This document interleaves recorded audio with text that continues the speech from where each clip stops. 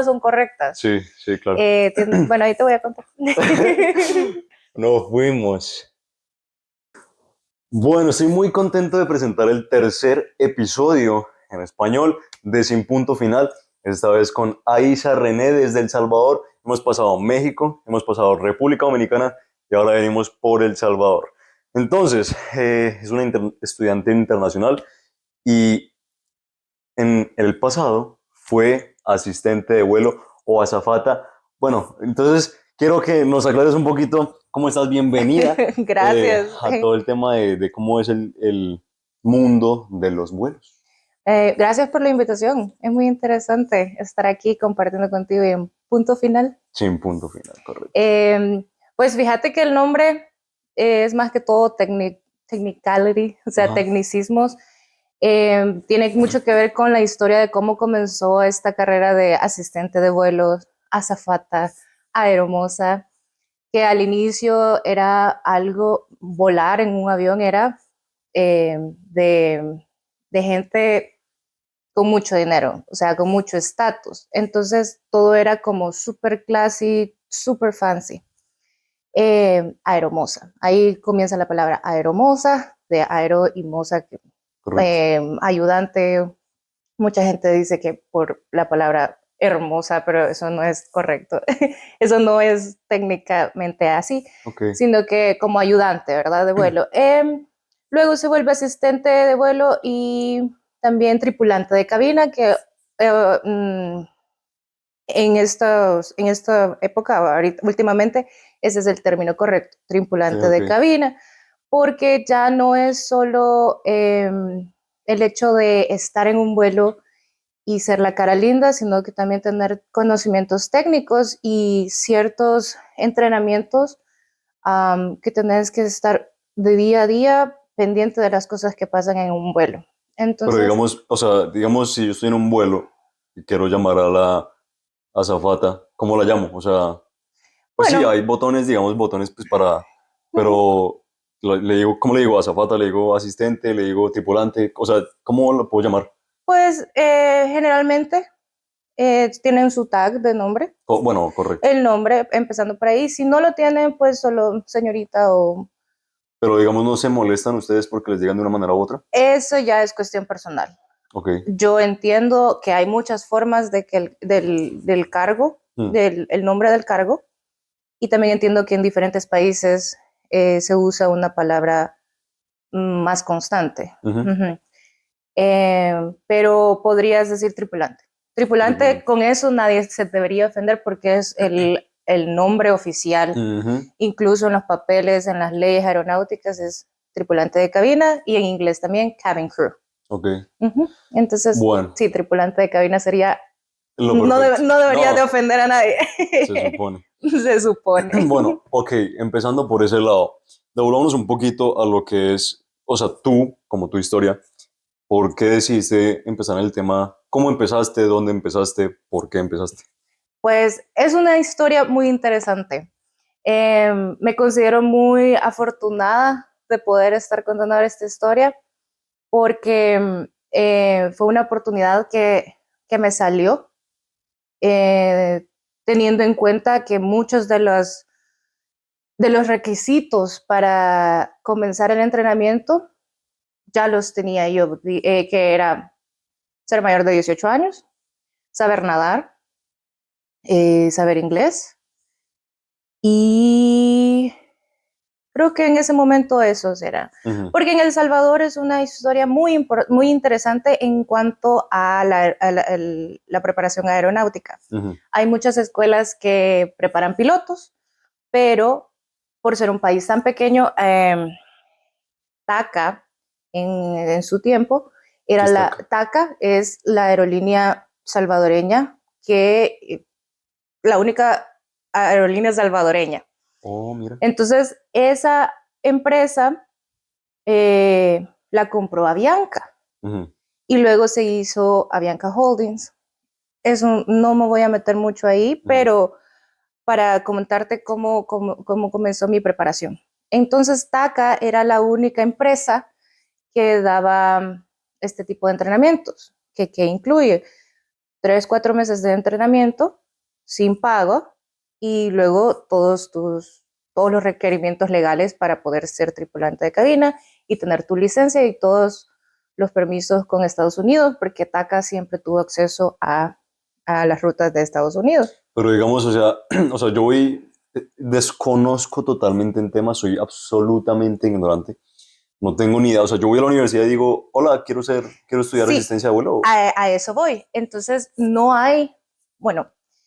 había, cuando yo lo empecé, no había escuelas que prepararan para tripulantes de cabina. Lo hacía la empresa directamente, como una internship. Por eso te digo, eran 3, 4 meses sin paga, pero ellos te preparaban para luego contratarte si pasabas todos los exámenes y filtros, incluyendo los exámenes médicos y todo.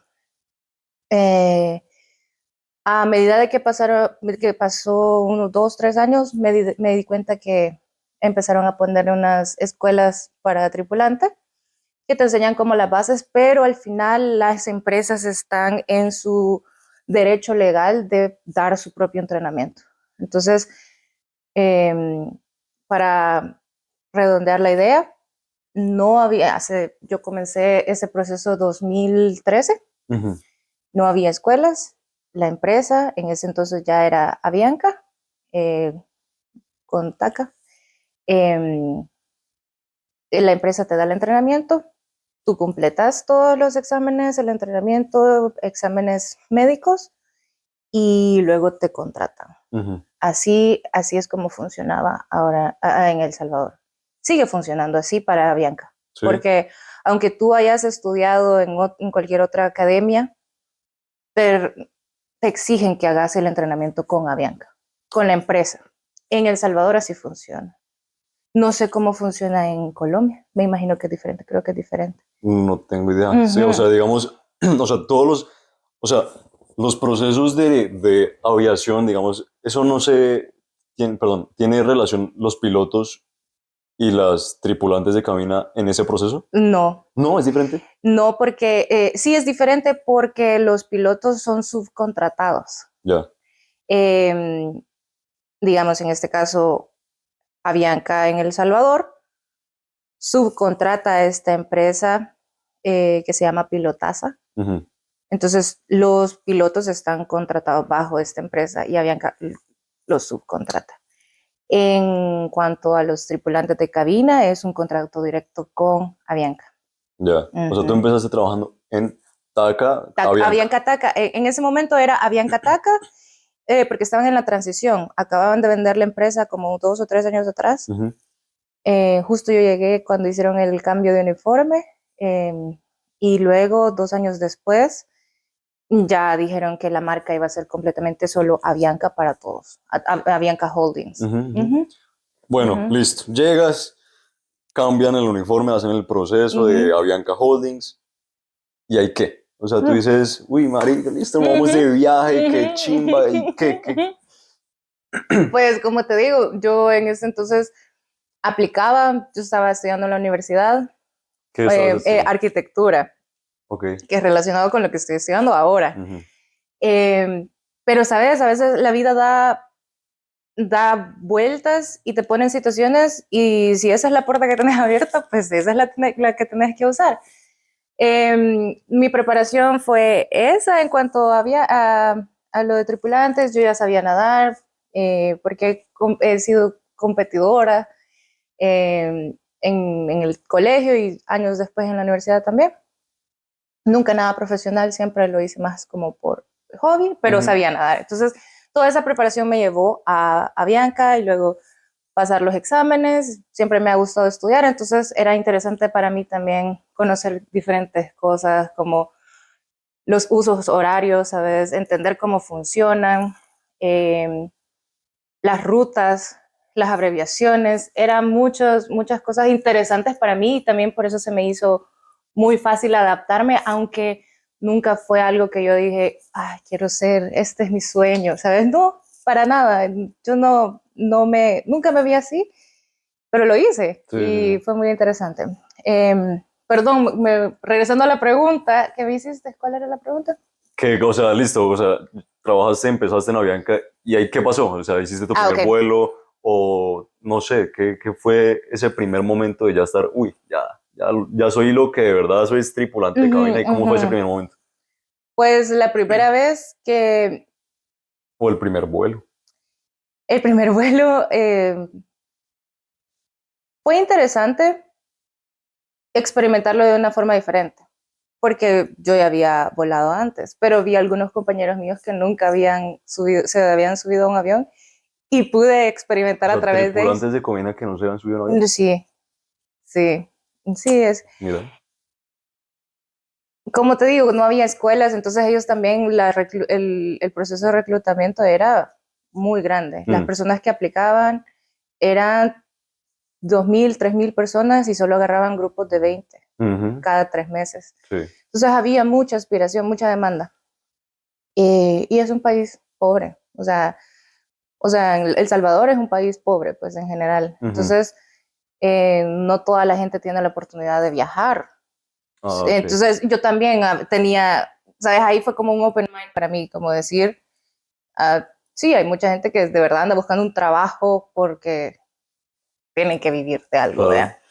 Entonces, viví a través de ellos esa nueva experiencia, pero vivirla desde mi punto de vista fue como, ok, aquí soy yo la figura de autoridad. El primer vuelo, los primeros 3 vuelos, no los haces ya en posición, le llamamos ya, o sea, en Sí, posición, correcto. sino que vas en prueba y llevas tu instructor y no haces lo que normalmente harías en un vuelo, sino que te van evaluando. Ujú, Y después de que pasas esos 3 vuelos, ya puedes seguir tú. Siempre en prueba, claro. 3 meses, pero no con un instructor al lado. Ujú, Es un proceso muy, muy largo porque lo veo, o sea, ahora lo entiendo, bueno, en ese momento también lo entendía, es mucha responsabilidad que llevas en tus manos. Y también vas entrenando tu forma de observar a las personas en el sentido de que para muchas personas que es primera vez viajando, experimentan cosas en su cuerpo. O sea, he visto gente tener ataques de pánico que nunca habían experimentado porque nunca se habían subido a un vuelo. ujú, Y hay muchas ideas, ¿sabes? Como cosas que la gente, que familiares les dicen y así, entonces llegan asustados y a mitad de vuelo se descompensan. Entonces, tener esa visión siempre activa, nosotros le llamamos eh, conciencia situacional, o sea, siempre estar ahí, estás, o sea, claro. concentrado en lo que está En el pasando, momento, en el claro. momento. De esas 3, 4 horas de vuelo, eh, vas enfocado que la gente esté bien, Claro. claro. Em, Después solo se vuelve más fácil y más fácil en el sentido de que también yo como tripulante me fui relajando y me fui sintiendo más cómoda, relajando en el sentido ese, de sentirme más cómoda en mi cargo Ujú, y de hablar con más autoridad y decirle a alguien, siéntese, póngase el claro. cinturón, o sea, y no de, hey, por favor, es una orden, o sea, siéntese, ahorita no puede estar parado, sin llegar a ser descortés o maleducado, ¿sabes? Entonces, en resumen, eso fueron los primeros 3 vuelos que siguen siendo evaluación, luego 3 meses y así. Eh, ya después, seguir poniendo en práctica todo, porque te puedo comentar cómo se vive un vuelo. ¿Te gustaría que te Sí, sí, sí, comente eso? obvio. Ok, primero es, desde antes de comenzar el abordaje, chequear todos los papeles. Pero perdóname, Dale, dale, dale. vamos desde antes, antes, Desde antes. antes. O sea, por ejemplo, hay un vuelo agendado San Salvador, Miami, Ujú. y estamos en el 1 de enero y ese vuelo está agendado para el 1 de junio. Ok. Las, o sea, bueno, las tripulantes o los tripulantes de cabina y los pilotos saben de ese vuelo 6 meses antes. No. O sea, ajá, Eh, ¿cómo va todo ese tema? eh, La logística va que cada mes te van dando tus vuelos agendados. Ok. Porque también tenemos el sistema, ya que es un horario irregular, un horario de trabajo irregular. Eh, Preparando mes a mes, te da oportunidad de poder elegir días libres específicos y hay ciertas reglas que, que ellos como empresa tienen que cumplir en cuanto a nuestros horarios, como es principalmente no volar más de 100 horas al mes, 100 horas en un mes, no volar más de 8 ¿Por horas qué en no? un día.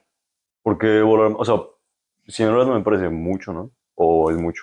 100 horas es mucho. ¿Sí? Sí, 100 horas es mucho. Y de hecho, en ese entonces, como te digo, yo ya tengo un par de años de no estar ahí, después de la hora 80 ya te la pagan como horas extra. Porque es que es un trabajo físicamente Claro, demandante, claro.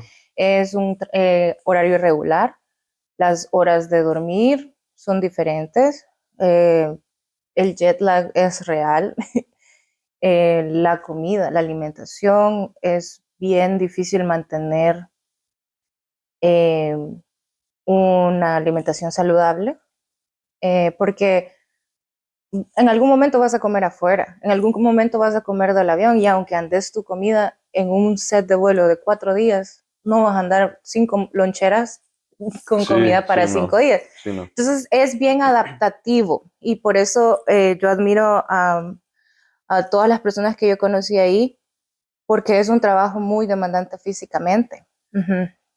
Entonces, por ese hecho es que eh, eh, las horas son medidas. Correcto. No más de 100 horas en un mes, no más de 30 horas, no, perdón, de 40 horas en una semana Ujú, y así. Es como, al final llega como a lo legal, ¿verdad? ujú, Y en un día no más de 8 horas volando. ¿Qué correcto. significa eso? Desde que se cierran puertas hasta que se abren puertas. Ok. Y de duty eran 14 horas. The duty significa desde antes de abordar hasta que el último pasajero ha salido del avión Ujú, y llegas al hotel. ok. O sea, hasta ahí se corta el duty. Porque hay mucha fatiga involucrada. Entonces también tenemos descanso mínimo entre la hora que llegaste al hotel y la hora que tenés que salir del hotel. Mínimo tienen que ser 6 horas. Pero Para, eso, o sea, mínimo lo dices tú por descanso o mínimo lo dice la Avianca. así era la ley hasta ese momento. Ok, Uh-huh, uh-huh. Sí, es un descanso mínimo. Y ujú, eso, si te han puesto un vuelo que interviene en esas horas, tú puedes decir, mire, no puedo. Estás en todo tu derecho. Por eso es muy importante saber en el cargo que te estás metiendo, las leyes que conlleva, cuáles son tus derechos, porque pasa. A mí me claro. pasó un par de veces que me habían puesto un vuelo al día siguiente y yo, mire, pero acabo de venir. Y ese vuelo requería 24 horas como descanso mínimo, Ujú, porque había sido un vuelo de 3 días. Y ellos, sí, sí, disculpe, no lo habíamos visto. Y ya me lo quitaron. Pero es muy importante saber todas esas leyes siendo tripulante de cabina. Y también como pasajero, ser un poco más condescendiente, ¿sabes?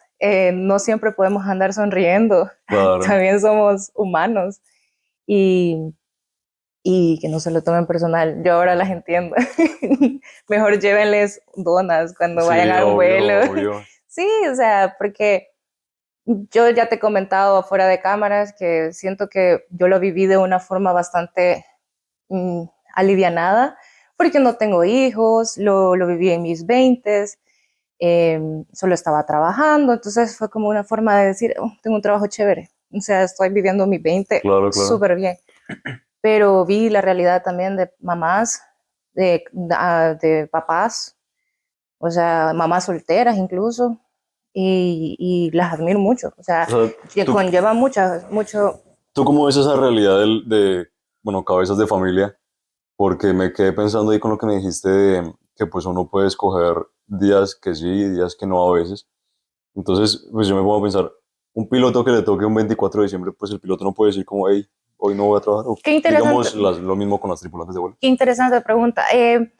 Tiene mucho que ver la jerarquía, qué tan antiguo sos en la empresa y así vas teniendo también tus oportunidades para para pedir esos días.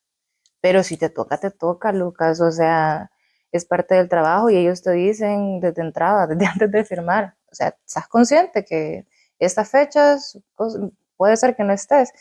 Entonces sí, te preparan y te dicen, esto puede pasar, esto va a pasar en algún momento. Claro. Y sí, yo lo experimenté también y creo que fue una preparación más que de empresa para la vida, ¿sabes? Después de decidir venirme para acá, ha sido un poco más llevadero estar lejos de mi familia. Claro. No porque no los extrañe, sino que ya lo experimenté y ya me preparé emocionalmente y mentalmente.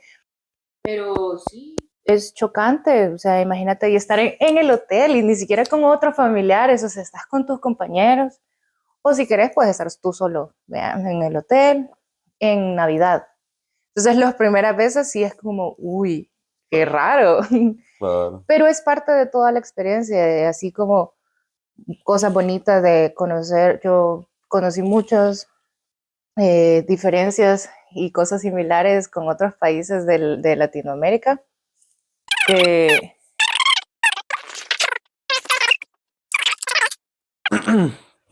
Bueno, sí, ajá, me comentabas que el 24 de diciembre continúa así normal, como si nada hubiera pasado. bueno, en general es sí te preparan para saber que vas a estar lejos de casa en algunas fechas y también creo que es parte del trabajo. O sea, el trabajo por sí ya es muy diferente a cualquier otro tipo de trabajo y creo que toma de cierto carácter para hacerlo. Y te puedo decir, para mí, el segundo, tercer año, yo ya no puedo, yo ya no quiero estar aquí. Y me decían mis compañeras, yo también pasé por eso, tranquila. Todo el mundo pasa por eso, porque es muchas cosas pasando a la vez, ¿sabes? Entonces ya después te vas acoplando más y hay muchas cosas buenas también del trabajo, o sea, muchas experiencias que otros trabajos obviamente no te dan. ¿Cómo qué? ¿Qué cosas ahí Pues chéveres, bonitas, interesantes? principalmente eso, puedes desayunar en Miami y estar sonando en Medellín y después irte de rumba. O sea, ¿cómo? Decime, ¿cómo no? También poder cambiarle la experiencia de vuelo a alguien, ¿sabes? Para muchas personas, volar por primera vez conlleva muchos sentimientos de miedo o ansiedad y así. Pero si sabes, bueno, en algún momento yo lo hice con mi tripulación, sabíamos que era primera vez porque te pones a platicar con ellos, ya sea por cualquier razón, cuando vas dando el servicio, o al menos yo lo hacía, yo sí trataba de build rapport, se llama, como conectar con ellos, que porque personalmente a mí me gusta hablar con gente, o sea, a mí me gusta saber, sabes, me gusta conectar con otro tipo de historias, con la gente en general. Entonces cuando esta vez esa señora me dijo, es mi primera vez volando y no sé qué, que el hijo se había ido para Los Ángeles ilegal y no lo había visto en 15 años. Ush, Y ella es como mi primera vez. sí. Y entonces yo fui donde la jefa de cabina y le comenté. Entonces ya le preparamos, ella me dijo, bueno, mira, aquí tengo un postre de primera clase, llévale un cafecito y teníamos unas tarjetas como de Avianca y no sé qué, y se la firmamos. O sea, son cosas pequeñas, pero la señora ¿sabes? Le Claro, cambiamos todo el sentido se tranquilizó, ya dijo de como, ah, mira. volar y, ajá, y decir, Avianca me regaló o sea, no es tanto la empresa, Sí, sí, sino que me haciendo no, publicidad, no, Avianca, patrocínanos. pero, ¿sabes? Decir, en ese entonces mi propósito también era dejar en bien a la empresa para la que yo trabajaba, porque también era mi cara la que estaba ahí, ¿sabes? Mi experiencia, mi trabajo, mi energía. Entonces, qué bonito también que ellos digan, hey, la empresa hizo esto por mí, Sí, claro. o la tripulación, vea. Eh, también Digamos otra situación. esas personas que van de primer vuelo, porque es que a mí me tocó una vez, yo estaba muy chiquito, viajé con mis papás a Orlando, Bogotá a Orlando, y en ese vuelo hubo bastante turbulencia. Uy, uy, Entonces, ese es un tema ¿cómo interesantísimo. manejan el tema tanto ustedes?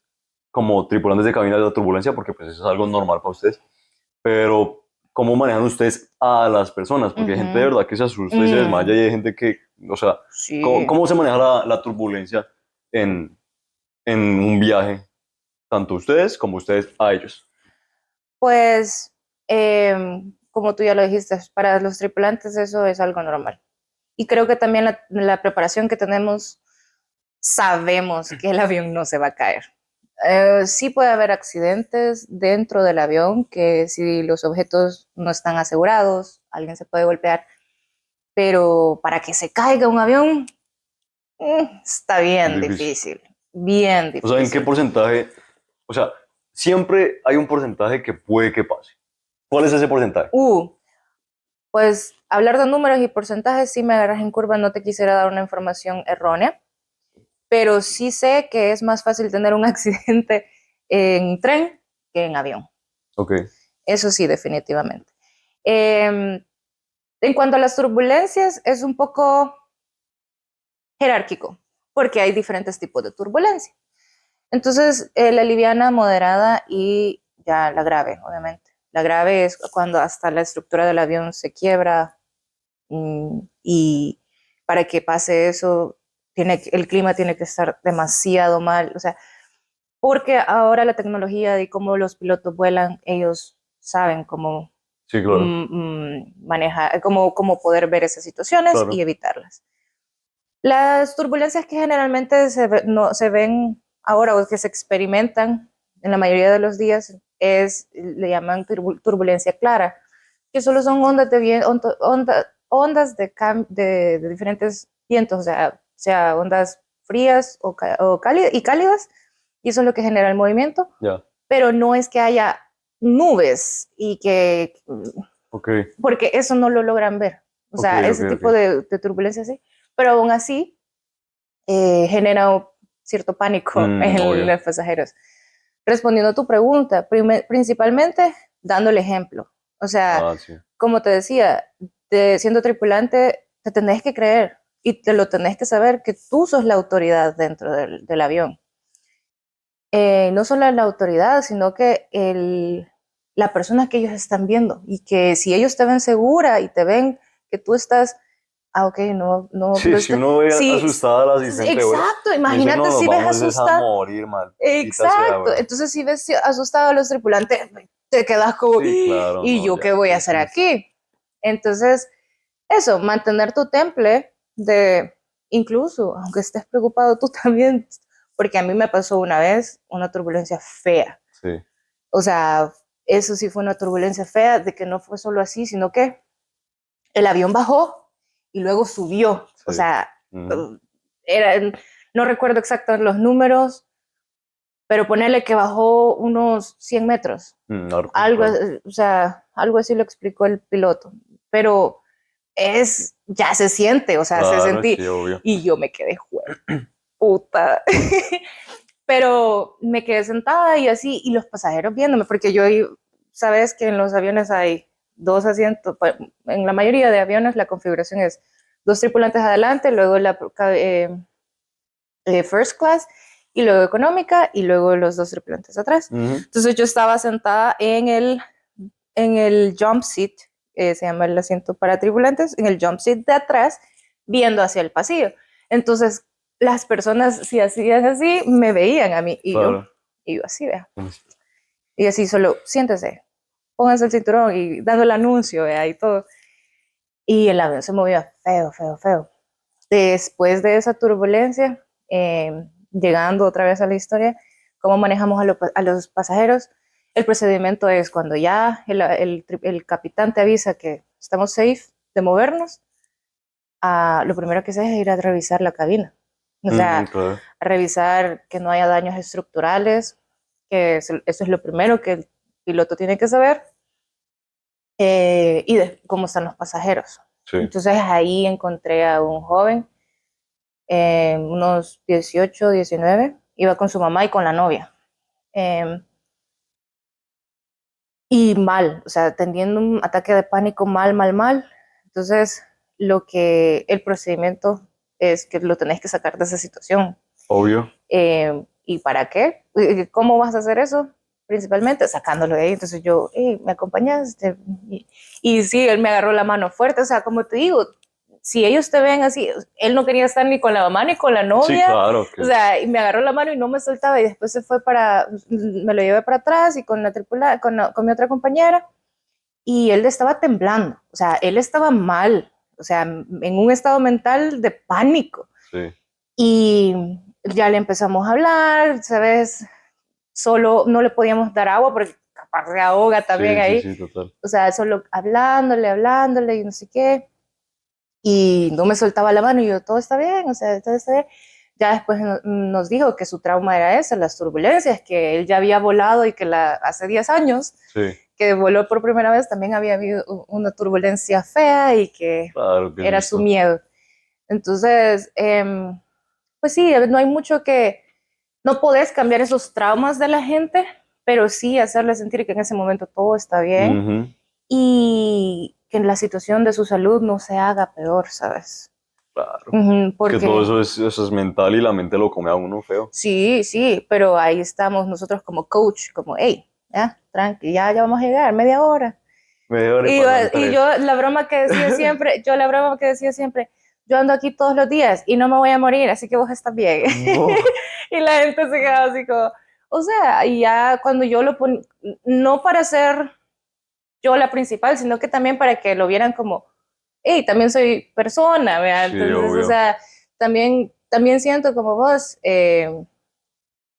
no va a pasar nada, no va a pasar nada. Digamos para esa gente, ya como para ir cerrando el tema, para Sí. todas las personas que quisieran ser tripulantes de cabina, aeromosas, Ujú. eh, Aeromosos. aeromosos, correcto también, porque es que yo, o sea, digamos, yo tengo la mentalidad de que muchas de las personas que son tripulantes de cabina son mujeres, porque eso es lo que más se ve, pero pues no, o sea, también hay hombres y No, se ven sí. bastantes. Ujú. Entonces, pues bueno, todas las personas que quieran ser tripulantes de Así cabina. también, perdón que te interrumpa, así como también hay mujeres pilotos Ah, y exacto, está cada exacto, vez más correcto. creciendo, sí. Entonces, Ujú. digamos que, ¿qué recomendarías tú para que sepa la gente que quiera hacer eso en cuanto a la parte mental? Porque es muy fuerte el tema de eso, de controlar a la gente, controlarse uno, Ujú. del tema de jet lag. O sea, ¿qué recomendarías a todas las personas que quieren estudiar o dedicarse a eso? Oh, recomendaciones. Pues principalmente que hagan su propio research, ¿vea? Ujú. Siempre sirve ver las experiencias de otras personas, de otros tipos de aerolíneas. Em, Estar consciente de que sí, en algún momento vas a estar fuera de casa cuando tú deseas estar ahí, ya sea en fiestas familiares, en fechas importantes, va a pasar, va a pasar y tenés que aceptarlo y lidiar con eso. Sí, Eh, y de ahí recomendaría también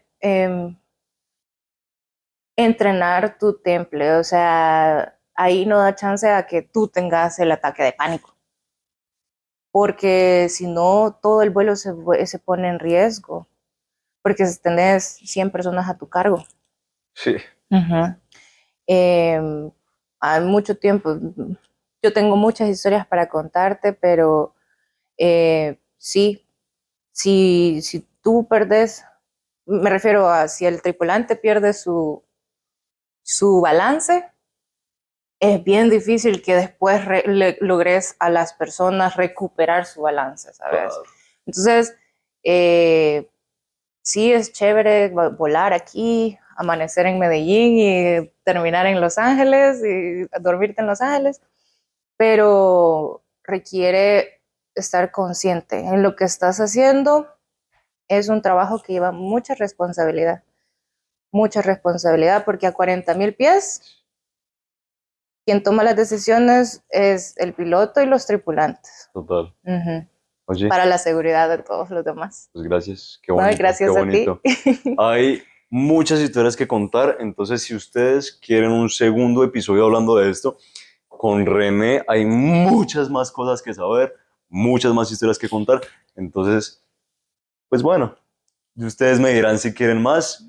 Este fue el tercer episodio de Sin Punto Final y gracias nuevamente por estar aquí. Gracias a ti.